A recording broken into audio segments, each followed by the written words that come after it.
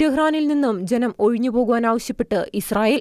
ഇന്ന് വൈകിട്ടോടുകൂടി ടെഹ്റാനിൽ ഉയർന്ന രീതിയിലുള്ള സൈനിക നടപടിക്കായി ഇസ്രായേൽ സൈന്യം തയ്യാറെടുക്കുന്നുവെന്നാണ് പുറത്തുവരുന്ന റിപ്പോർട്ട്. അതേസമയം ഇറാനിലെ ബാലിസ്റ്റിക് മിസൈൽ ലോഞ്ചറുകളിൽ 1 ലോഞ്ചറുകളും നശിപ്പിച്ചതായി ഇസ്രായേൽ പ്രതിരോധ സേന അവകാശപ്പെട്ടു. ഇസ്രായേലിന് ഇറാനിൽ നിന്നുള്ള പ്രധാന ഭീഷണിയായിരുന്നു ബാലിസ്റ്റിക് മിസൈലുകൾ. കഴിഞ്ഞ 2 ദിവസമായി ഇറാൻ ഇസ്രായേലിലേക്ക് തൊടുക്കുന്നതും ഇസ്രായേലിൽ ചില പ്രദേശങ്ങളിൽ കനത്ത നാശം വിതച്ചതും ഇറാനിൽ നിന്നുള്ള ദീർഘദൂര ബാലിസ്റ്റിക് മിസൈലുകളായിരുന്നു. ഈ മിസൈലുകൾ തൊടുത്തുവിടുന്ന ലോഞ്ചറുകളിൽ 1% ഇസ്രായേൽ വ്യോമസേന വ്യോമാക്രമണത്തിലൂടെ തകർത്തിരിക്കുന്ന റിപ്പോർട്ടാണ് സൈന്യം ഔദ്യോഗികമായി പുറത്തുവിട്ടത്.